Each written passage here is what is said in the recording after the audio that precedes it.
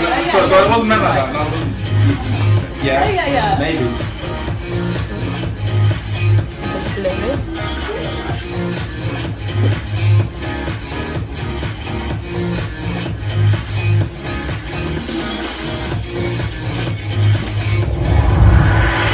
That DJ was taking the fucking piss. I mean, come on, I will survive dancing on my own. Do you think he saw us? He must have. We were the fucking Sharks and the Jets dancing off in the gym, but with both gangs deeply committed to avoiding eye contact. You know this would only happen to me. Running smack into Sam on Valentine's Day in the fucking club after successfully avoiding him for 4 months. Shit! Hang on. No, you'll never believe it! But I'm going to have to tell you later.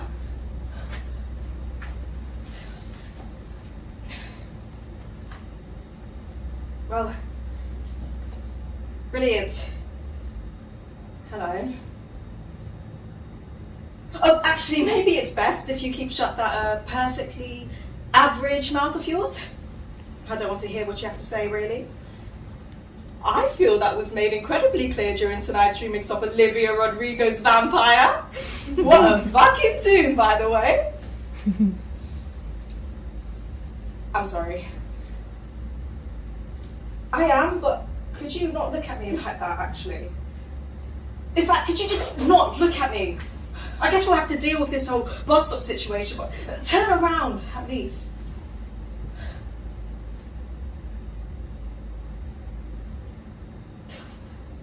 I don't want to pretend that I don't care about you at all, okay? Obviously, I care. I wonder all the time about how you are. I wonder if you still have the birthday cards that I got you. You know, from before. I wrote 2, in case I chickened out. And despite everything, I'm glad I gave you them both. I didn't intend on writing 2 originally, you know. I was in Edinburgh searching desperately for the right one, because even after 2 years of close friendship, I'd never gotten you a birthday card, and you always got me one, so I wanted to get you the right card, and I found 2. Seemed right. I wrote the real message for the real card at 3 a.m. a few days after your actual birthday. By that time, I knew I was in love with you. I thought my new visa would be rejected. I thought that I might never see you again. I thought that my heart and mind would fucking break. I told you that you were my best friend and that it would absolutely kill me if I never got to see you again. I cried and aimed the tears away from the card because it was deeply melodramatic enough.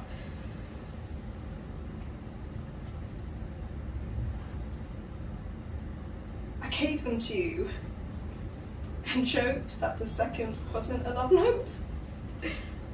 We laughed, because I knew about the love notes that our friends would write to you. I knew because before they got to the point of sending you their confessional novels, they would confess their love for you to me. They thought I knew things. They thought I could make it work. What they didn't know was that you only mentioned your lovers when you were supremely frustrated and needed a whack on the shoulder from me.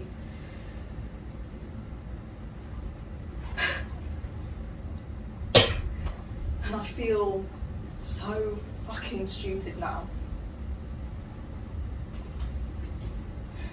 Because I watched you as you broke other girls' hearts and I thought you would never do that to me.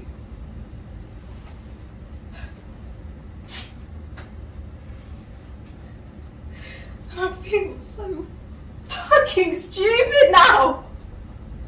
For telling you how I felt, for thinking you could magically be something you were never ready for, sharing so much of myself with someone who let go so easily. I did everything I could. I loved you the best that I could, even though you knew how scared I was. Because you used to hold me as I cried over the people that I tried to love. And funnily enough, you held me whilst I cried over you as I chose to walk away. I I know you think I chose to walk away, but you gave me no choice. You should have fought for me. You should have been brave. Because now all we have is stealing glances in a crowded room on a messy, sticky dance floor. All we have is the exact map of our missteps and our mistakes. And I know how badly you want to say I'm sorry. You probably want to articulate all your mistakes to me so that I know that you know. So that I remember the thoughtful guy that I fell in love with. You want to reel me in with your sensitivity and your stupid fucking jumpers, and just know that I can't do this. I can't go back to our old home and let you hold me and try to love me. Fuck! Fuck!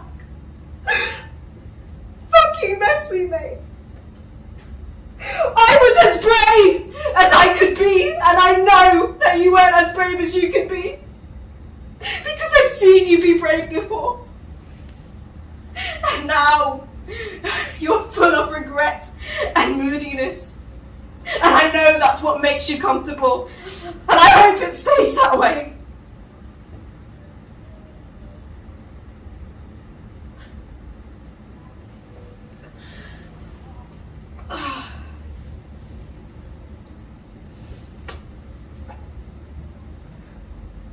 So what? Are you going to spend the rest of your life moping over how you should have been? You're so fucking careless with people's hearts, you know. I'm sure you hurt people because you want them to show you how much they care about you. Well, I feel fucking sorry for you. Because I don't need to hurt people to know that I deserve love.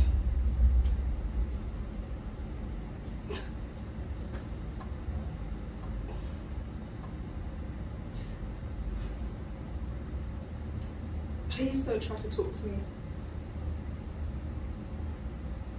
I don't hate you, okay? If that's what you need to know. I love you, and I'm trying to forgive you. But we have to let it go.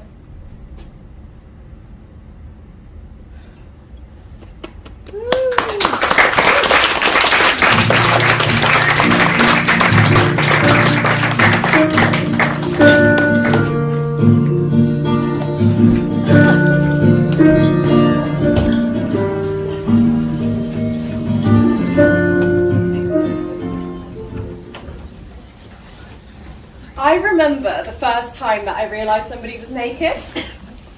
I was pretty young and I was in the car. It was a hot day. My mum had her feet up on the dashboard and my dad was tapping his thumbs in time to the music on the radio. And I don't remember where we were going, but I do remember that car journey and the naked man. So, I'm in the car and I'm looking out the window when, unbeknownst to me, we passed by a nudist beach. And there's like this mound of sand there, so people have a bit of privacy and whatever. And I'm looking out when this adult, naked man runs up this mound of sand, bends over, arse towards the window, and uses the volleyball. And I remember it because I was actually really, really upset. Like, panicked even. And even now, a story that to anyone else would just be another funny story to tell. I still feel this lump in my throat, like I might start crying. Never really thought about why that was until now. I was a shy kid, and that summer my mum had forced me to join this gymnastics class. And I know why she did, because professionally I thrived there. I was a natural. The problem was, however, was that I just didn't really fit in with the other girls. They would like move like a pack of laughing hyenas. They were loud and funny and cruel, and the only way to prove that you could be a part of their group, to be initiated by their leader was to show that you could be all those things too. I was none of those things. I was like a lamb to the slaughter. And so I learnt. I listened and I became agreeable. You find that funny? Yeah, I find that funny too. You want me to go do that for you? Yeah, of course, I can go do that for you. I watched all 6 seasons of Gossip Girl and I started doing my hair the same as them. And I stood by and I watched silent as they tore into another poor girl who had been me just the month before. And I layered myself in them.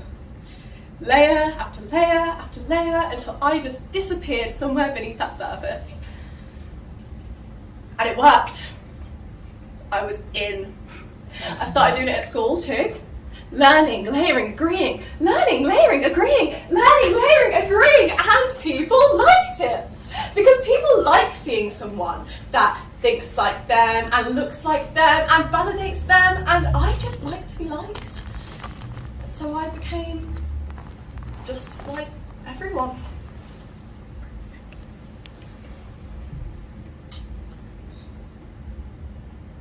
But there's a problem with that. With layers. The older I got, the more I realised that I was never going to fit into everyone's clothes. As I moved into adulthood, this little trick, this response that had become so second nature to me, it just lost its spark. Now people looked for authenticity. They wanted to ask me questions, know my thoughts and opinions. They asked to see something in me that they should invest in. I'd go on dates and they would ask me about myself and I just didn't really have much to say.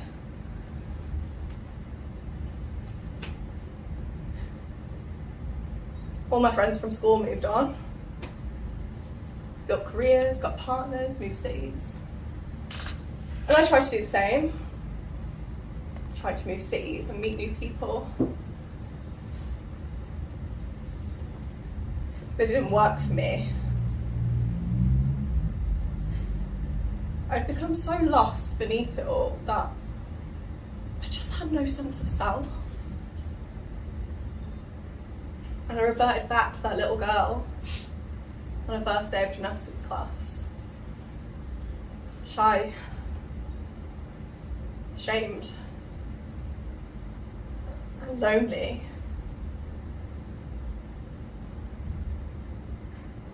And those layers, they're still with me. I can't seem to shake them. They're heavy, and I just feel like I am drowning in them. Carrying that weight around with you is unbelievably heavy. When you are wrapped so tightly in other people's clothes all the time, it becomes alarmingly apparent that they're not yours. They don't feel like you. And when you look in the mirror, you realise that they don't really suit you at all. Years after that car journey, I've suddenly come to realise why that naked man upset me so much. I think at a very young age I had been confronted with the notion that somebody could be so free. And I knew that I was making choices in life which meant that I wouldn't feel that way. He was comfortable being completely bare. And I never will be.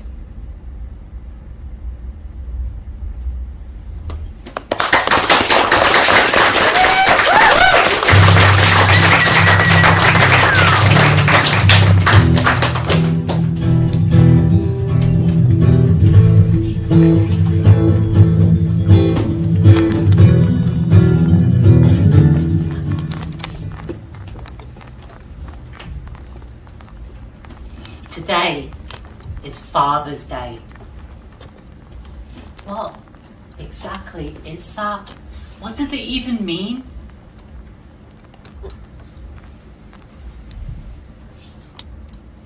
a day of honouring fatherhood and paternal bonds, as well as the influence of fathers on society. Wow. Well, thank you very much for enlightening me, Wikipedia. Honouring fatherhood? Okay. How's this? Thank you for getting my mum pregnant. You produced the sperm and put in the necessary hard work for said sperm to combine with egg and thus bear fruit. You must have been so proud when you found out that one of your boys had finally found its goal, that your biological need to copulate and reproduce had finally been successful. You made sure that your genetic material had been passed on to at least one offspring, and in doing so, achieved one of the fundamental purposes of evolutionary life. And here is that life. The daughter that has a few shades of your colour, your grandmother's hair, the chocolate drop eyes of your kin. Here I am, volcano-blooded, earth in my bones, the life you erupted that will carry a part of your essence on into the future. Although you once told me, I don't think someone like you should have children. Here I am, living a life that you bled life to give. Here I am. And though you refuse to see me, it is at least partly because of you that I am here. So for that, and this chance to create and love and try and be a better person than you, I am grateful.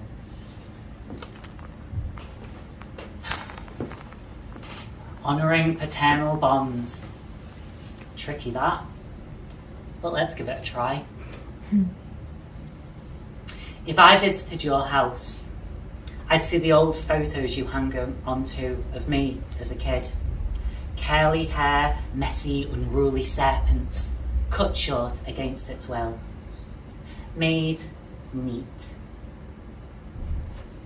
Like the one where I'm on your shoulders, your strong hands supporting me. In there, we'll always be smiling. When did you let go? When do you even realise what you've lost? I wish I remembered that day, or any other day that I trusted you enough to share my joy with you. I wish I'd known to treasure them and keep them safe. I wish that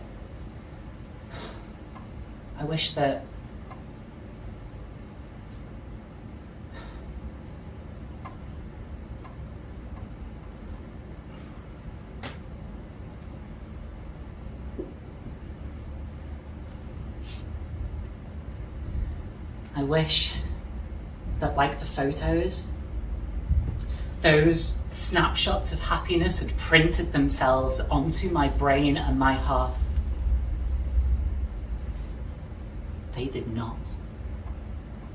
My early memories of you are a car crash, and raised voices, and fear of the explosion that was always waiting to ignite within you, as if the gas had been left on, filling our little house, and all it needed was a spark for home, that safe place that was supposed to be ours, to disappear, bang, in a flash. I listened, I watched, I learned. And over time, the space between us grew as I retreated to safety and you struggled to close the gap without pushing me further. A job? Working for you. Money? Buying what you want. Our family, if I live up to the lie that you cling on to. You who I assume wants the same as every other person. Love, compassion, respect. I'm sorry that my body cannot exist within your gravity, although it remembers and still propels me onwards. But our bond is more than just you and I, isn't it? It was you that gave me a heritage that I don't have words for, and a home for my skin that I am forbidden from visiting. The land where passions move like landslides, and whispers in doorways are more dangerous than volcanic eruptions. The land that is rich and fertile, complex and confused. The island that draws at me like the tide, lingering in the cells of all my dreams. Though I am both stranger and outcast to its inhabitants. Like a marionette, I can take on their features, but will never be one of them. Today is a day that some have given the title Father's Day. Today is the day that will always remind me of the gifts you have given me and let go of and lost.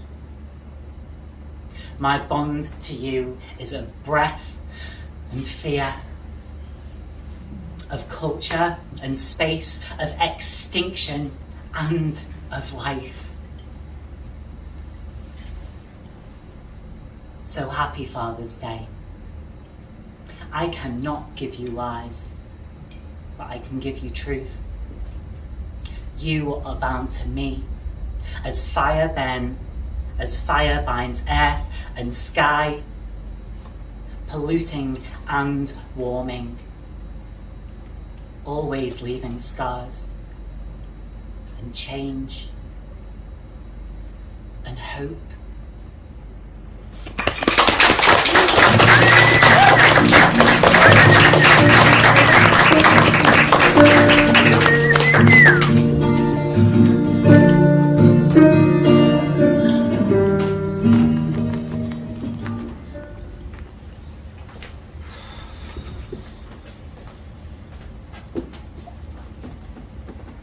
Paris! If only I might not have read what I have just read, I might be spared of knowing what humiliation lies in your reading of this letter. If it was by the grace of Aphrodite that I was promised to you, and it was she who urged you to Sparta in pursuit, then it is clear to see why she governs matters of the heart and not of the sea. Or geography. For, you see, your ship veered too far west, and your kidnapping provided false goods.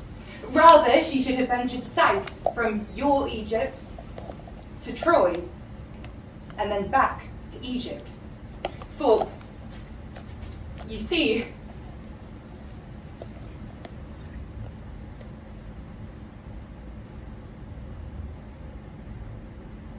the true Helena has spent her years in the good company of King Proteus, who, with his wife Psamathe, have shown me Xenia beyond my worth. Do you know Egypt? The river runs as pure as snow without bloodshed to stain it, and the land is covered with pyramids that glint knowingly at the world, a clear view to our human folly. Though I fear the pyramids will be jealous of the birds of Troy as you read this. Indeed, I am confused in your confidence, in your attempts to woo, your uniqueness in loving me, the individuality of its pain. For you see, Paris, you are not the first man I have been accused of setting alight, though I hold no kindling. And by the words in your letter, it is clear to see that man's loving flame remains as easily lit and fickle as it is destructive. Meanwhile, mine was snatched and snuffed long ago by Theseus, Not a flame like his or yours with your desires to consume and overpower and destroy. Nah.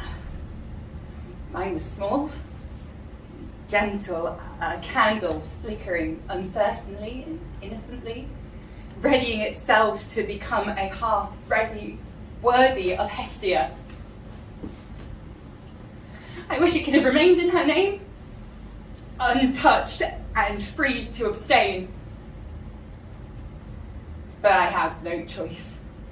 Instead, I was engulfed by Theseus's inferno, the flame no longer my own, and instead forced into his heat, choked and bound and blinded until indistinguishable from his own. My heart emptied until only the burning embers remained. I didn't even know if they were my own. And even when I was given back, it was not me who returned, but rather his prize given up. Is it his conquest that renders me twice swallowed, twice engulfed and desired, only to be a territory to be conquered? And all under the guise of an infernal love. Now, perhaps I could forgive you men, your misunderstanding, if it weren't for the fact your love was false. If it were truly for me and not the benefit of other man, because man loves the illusion of woman, as proven by the gossamer Helen you've stolen. We are only here for you to crow and threaten other men into loving and hating you. Like Harris peacocks, you want our plumage, colourful and silent. If it were any other way, perhaps I would be endeared to stoke the flame, allow you to nurture it and take from me in order to build for future generations to come. But you prod and poke our flame to perform too harshly. And without that care or nurture, she thus dies prematurely, as I did in Athens. Until saved by my brothers, how I wept for them in love and gratitude for their kindness and bravery. To return with my candle, though shaken, but ready to be replenished with my home's hearth and my family's warmth. But when they saw me, they did not show that same elation. There was no tight hugging of me, no whispered words of comfort that I could return to myself. See me, their eyes turned a hardened brimstone. Their hearth burnt out. In shame. It was grim-faced duty that drove my rescue, not love for me. And from that day on, I became a stray bit of ash. A stain on my family's torch of honour. But what about Menelaus? Of course, because though grieving your prized possession, it is her owner rather than herself that belies your concern. And was it not he to lit the flame within once again? It was him I chose, after all. Well, while I am flattered that such a man would battle legions and waste so much blood, though it was my face that launched the ships, it may give you some comfort to know that I will not be returning to his flame either. For this vapour the two of you have fought over has not seen the heat of the Egyptian sun, nor has she battled the mosquitoes that pox her skin, and time has not been able to claw into a corporeal form and coarsen her voice and scratch hatched lines into her face. I fear his disappointment in my loss in the battle against natural corruption, as well as my refusal to fight it at all. Meanwhile, you and he have refused thousands of men that honour in my name. I hope her beauty keeps her safe. But truly, the safest place for woman to be loved is in ascension.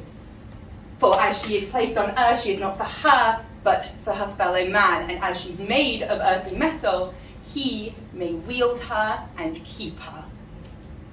But only for the benefit of other men, to impress and threaten.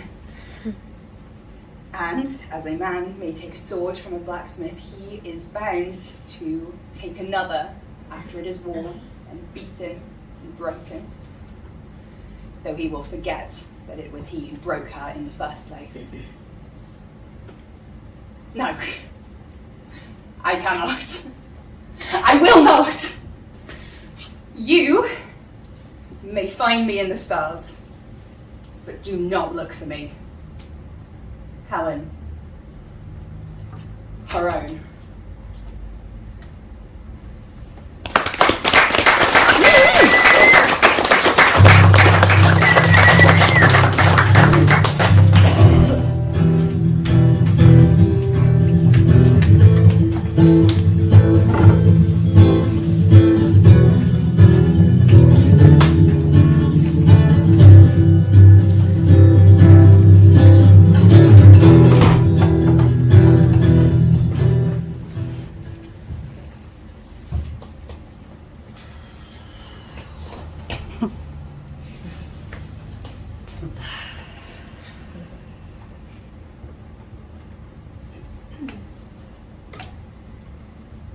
To whom it may concern, / dear pricks.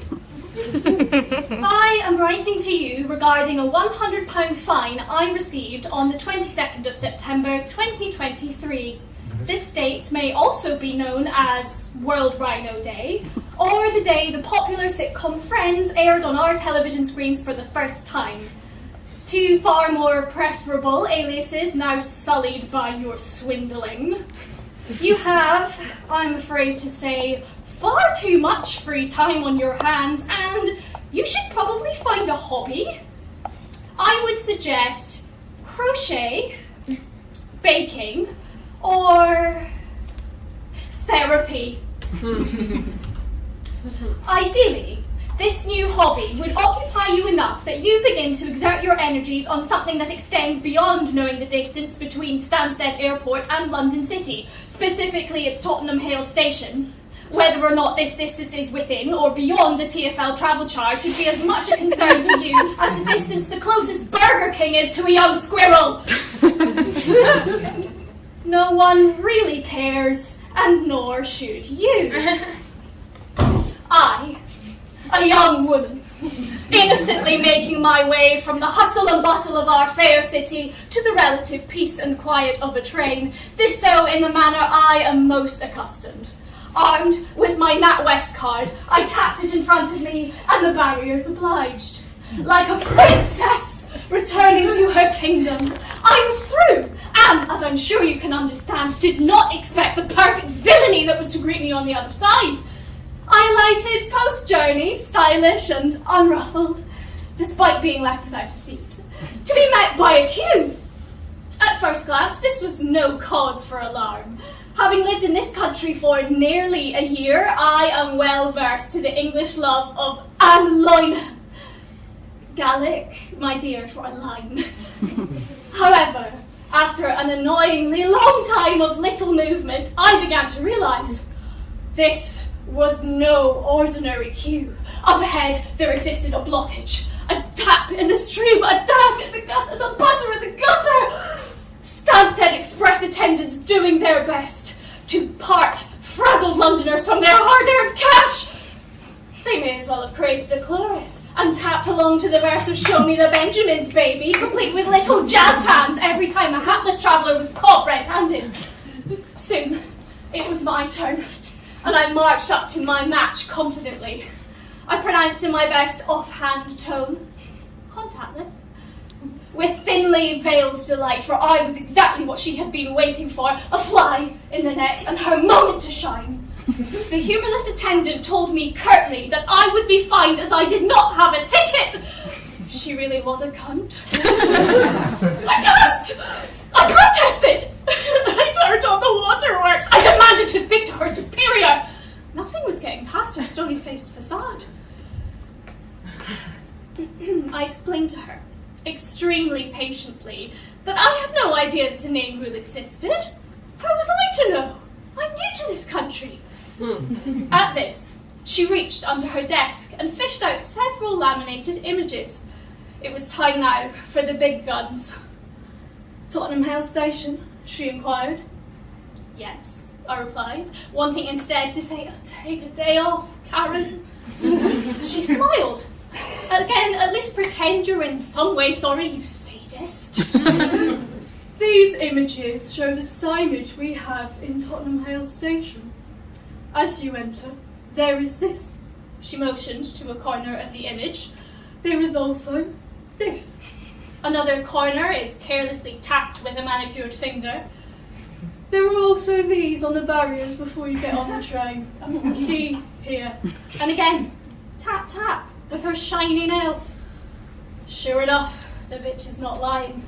There, before my eyes, the images she has so gracelessly shown me feature an enormous array of images emblazoned throughout the station.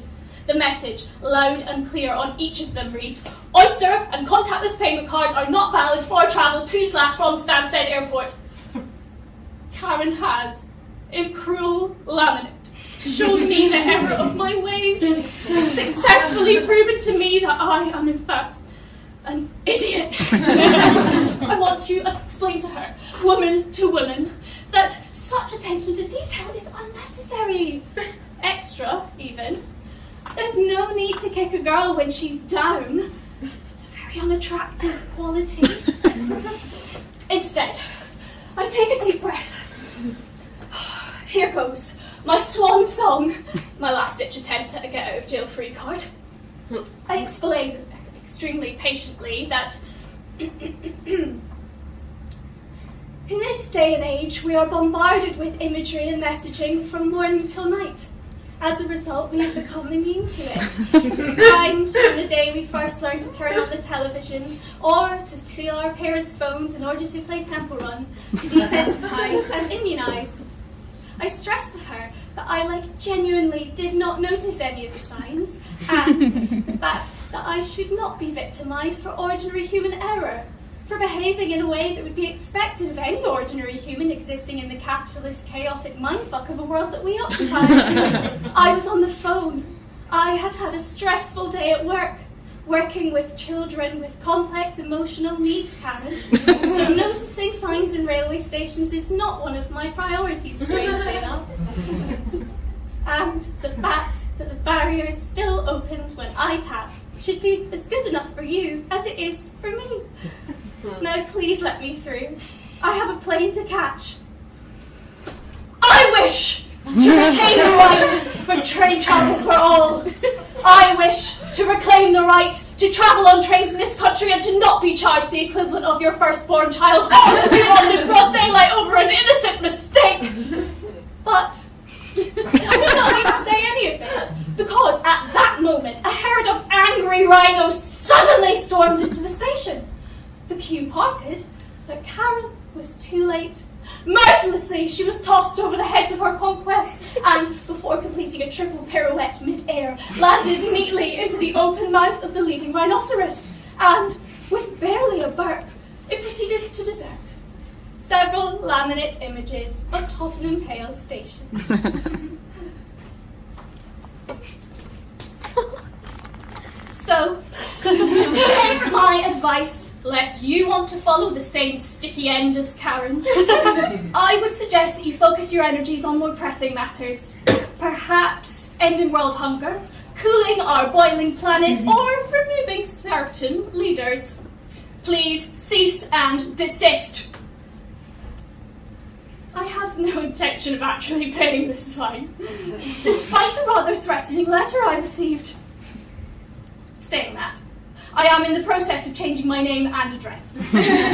Yours sincerely, Rhino Lover. Kiss, kiss.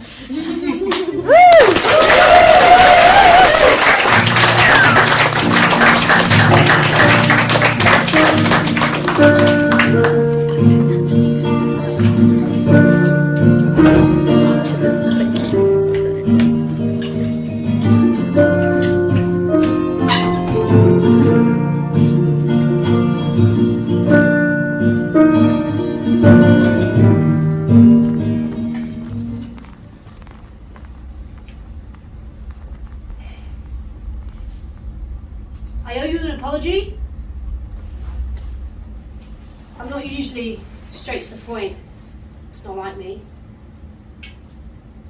But I was not like me back then, when I treated you like I did. See, I can't keep using going through it as an excuse for the things I called you. How I cut you out and I said I never wanted to see you again. For that, I truly am sorry. I don't want your forgiveness, but I do miss having you in my life.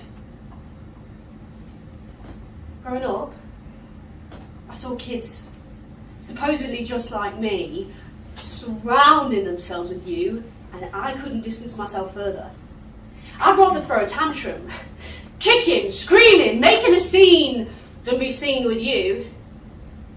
I couldn't untangle my feelings of what it was, and I wouldn't for over a decade. I often wonder, if I was born a boy, would I despise the colour blue? Or would it feel like home? Because I know for sure you did not feel like home to me. Not for a long time. No matter where you were, how subtle or loud, I felt you didn't belong. Or rather, I didn't belong with you. If we were part of a Venn diagram, nothing would overlap. I felt we were entirely different entities. Everyone around me longed for you. All I could do was loathe you. At school, age 7, it was pink and blue. And I wanted to scream! I don't want to be pink! I'm blue! But I couldn't! They wouldn't understand! Back then it was okay. A phase which one day I would pass through and be just like everyone else. Little did they know, the phase continued. And I heard fleeting whispers from classmates, adults, calling me a tomboy. I liked that. I liked it a lot. Boy. It felt right. Then it didn't. Age 13 and my body's changing in ways I can't even explain. Parts stick out in ways where I can't push them back, and I want to go back. I want to go back. I want to go back. I want to go back to a time where I didn't have to worry. Not about the way that I looked or how I was seen. A time when I was loved, cared for and adored for just being. When people's only whispers of me were full of love, hope for what I might become. A time I can no longer remember, though I desperately wish I could. Try as I might, I can't remember how things kept propelling forward. My teenage years were a blur. I started to skip school to avoid the taunts, but they followed me, even with no one around. You were no longer my biggest enemy. I took that spot.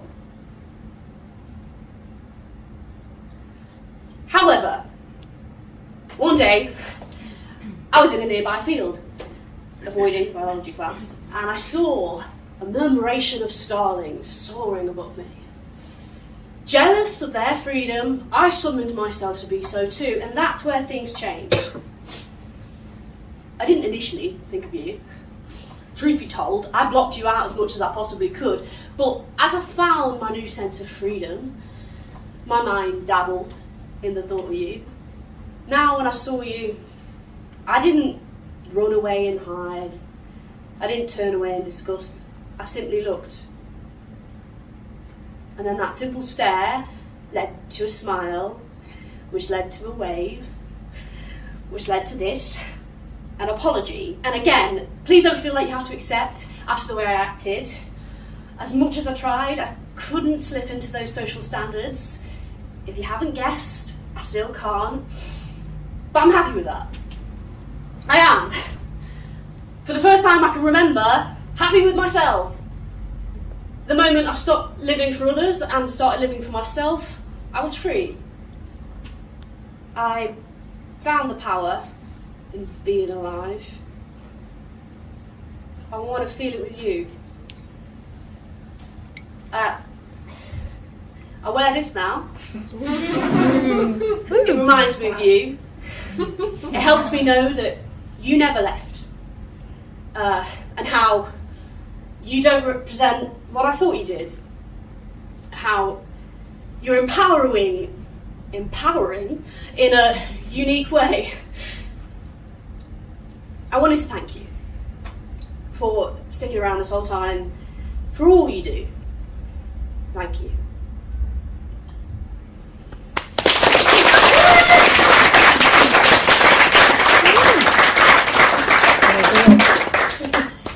Hello everyone, thank you so much for coming to support Salt Circle Productions and all these beautiful performers and writers and directors. My name's Meg. I've been invited by Grania to come and sing a little something that I've written recently. And yeah, when I was interested in coming because the theme, if you didn't know already, the theme of tonight is reclaim. And personally, for me, what inspired writing this song is a recent kind of attempt to reclaim a lot of things that I haven't done. So I haven't been able to sing and play in front of a crowd for a while. So it's such a joy to be able to do that, and thank you for giving me the space to do it. So yeah, thank you so much. Can we have a round of applause for the performance?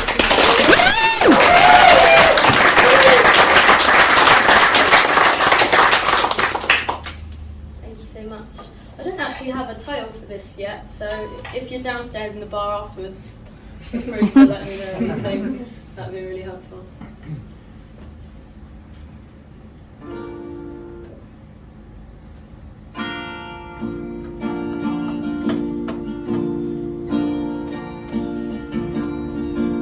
Things have been a bit weird lately.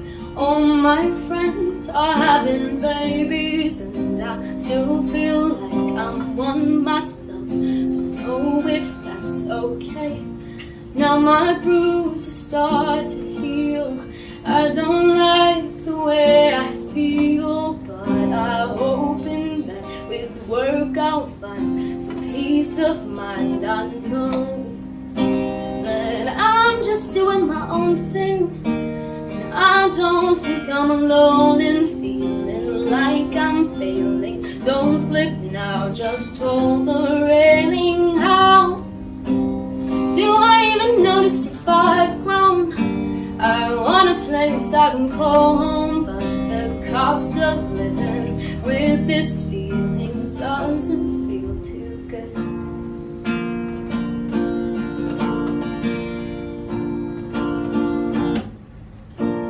Every day's a little further, learning how to solve the murder of the spark I love within the fog of all the things I fucked up. I let you go and change me, betray and devastate me. Now my daddy's money pays for therapy, and I'm just doing my own thing. I don't think I'm alone in feeling like I'm failing. Don't slip now, just hold the railing. How do I even notice if I've grown? I want a place I can call home, but the cost of living with this feeling doesn't feel too good. Why do I feel as though I've got no power? I cry for the younger me you didn't get to meet. Don't lie with the pretty tigers who crush you with their teeth and their claws and their poison underneath. And I'm just doing my own thing.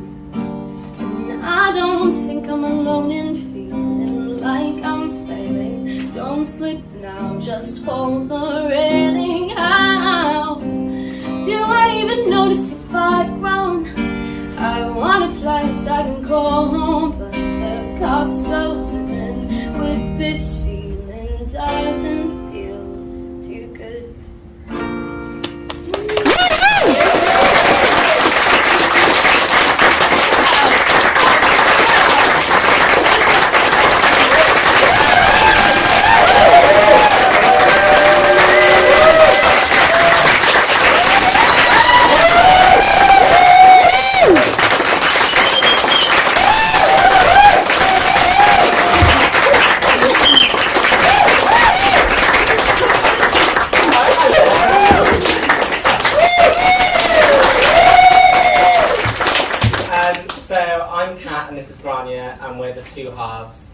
that's a whole. With the whole of Solihull, we just wanted to say a quick thank you for coming out and supporting our new Writers' Night, which we're in our sixth one.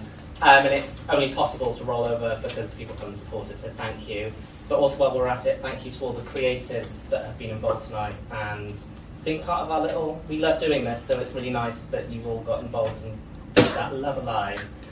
Grani is now going to read out a list of names of everyone involved. If you leave the applause to the end, but you can click and woo throughout there. This one's fine. So, Back to Bother Me, written by Caroline Creason, performed by Imelda D'Souza, and directed by Timo Quartz. Bear, written and performed by Eleanor Kumar, and directed by Anna Wellman. Mother's Day, written and performed by Benjamina Albanesa, directed by Cameron Asa. Helen of Troy, written and performed by Charlotte Small, directed by Craig Legg. Dear Pigs, written by Phoebe Moore, performed by Elsa Dan, and directed by Katerina Schiano. Murmuration, written by Lucy Bayliss, performed by Kath Thickett and directed by Shani Cantor. Musical performer Meg Arthurton with interludes by Ethan Reed. And a huge thank you to Alicia Beaumont in the tech box. Amazing. Follow us on our social media, Soul Circle Productions. We're always posting random things on there, and we do this because we just love meeting creatives. And yeah, let's all go downstairs. Yeah, meet us in the bar. Have a drink, have a non-alcoholic beverage, get to know each other. We're all open to talking and whatnot. Thank you so much.